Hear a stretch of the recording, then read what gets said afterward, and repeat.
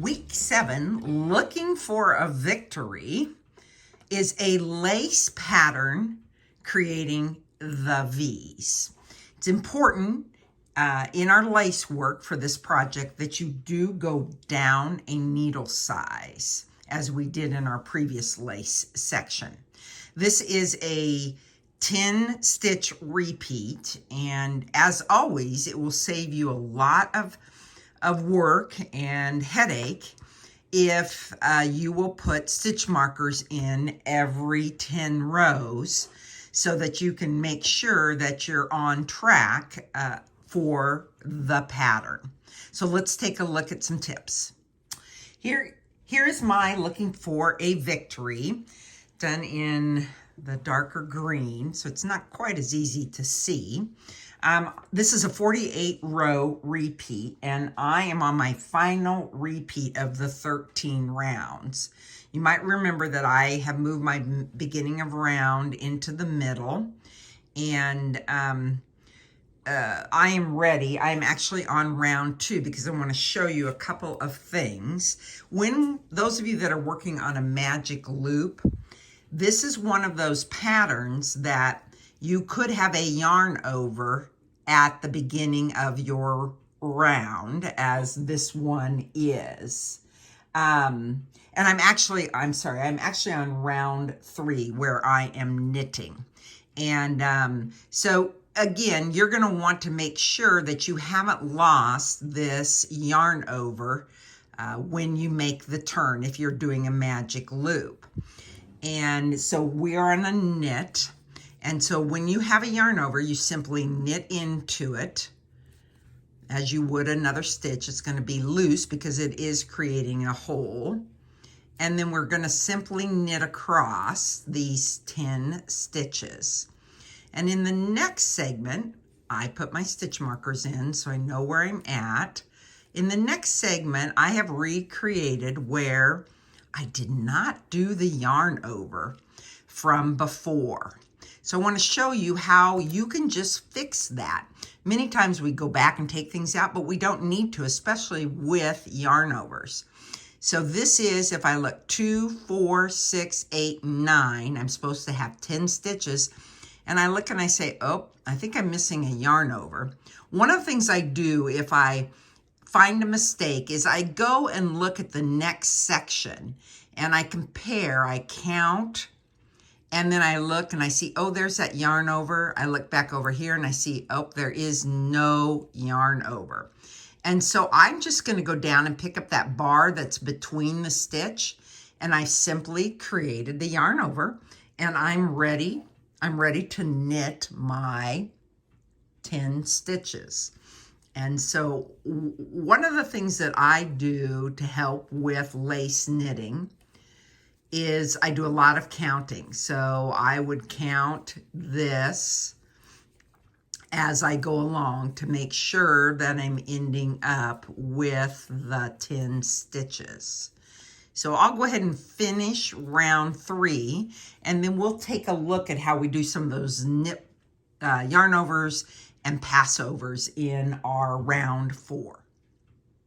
All right, round 4 is knit 1, yarn over, slip 1, knit 1, psso, which is pass stitch over, knit 5, knit 2 together and yarn over. So let's watch how we do that. Move my marker over, and so we knit 1 and we yarn over. So if you're continental, you go from behind to do the yarn over. You slip 1, and always if we're slipping 1, it's just slip 1 purlwise. If we were to slip 1 knitwise, it would say that. So if it just says slip 1, we just slip it over.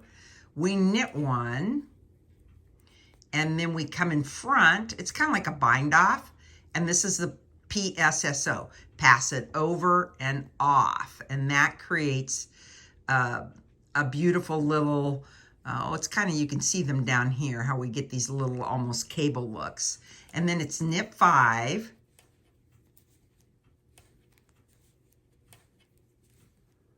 and then knit 2 together.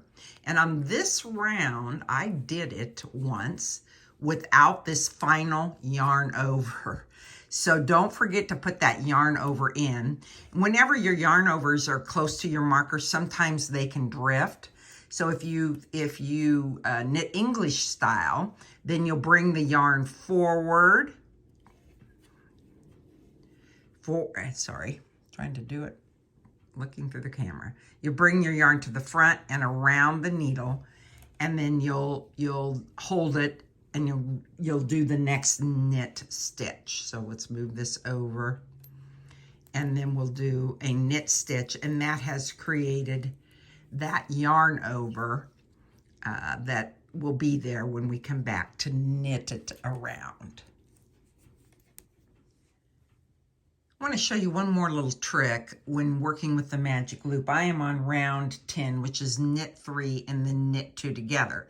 Well, the other stitch is on the other side of the needle, the other side of my magic loop. So one of the nice things about magic loop is you can just pull the needle and it'll move that stitch around. Then I can turn it. And now I'm ready for my knit 2 together. So I'll knit these 2 together. And then if you want to leave it, let's see, you can leave it here, or you can pull it through and move it back to the other side. So that's one of the nice advantages of magic loop. I'll probably leave it here because I'm going to do a yarn over, and that leaves a stitch here between my yarn overs. All right, here is my 48 rows completed of my lace, and it looks pretty good.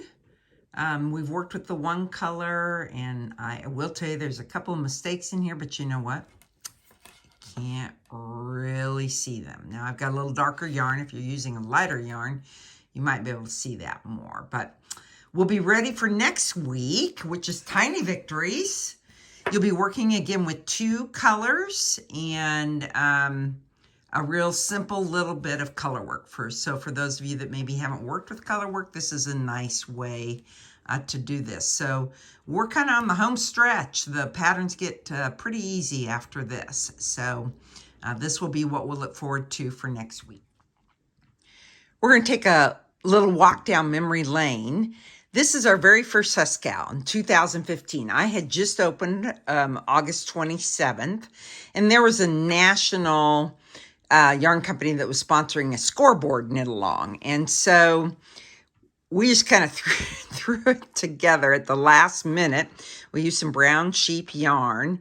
And what it was is that you knit the score. So the red represented Nebraska and the white represented. And so you were to knit it during the game, the football game. And then this was however many, if they scored 7, and then if they scored 6, and they scored 7, and then they might have scored 14.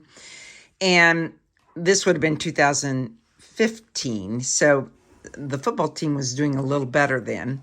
And I never made it.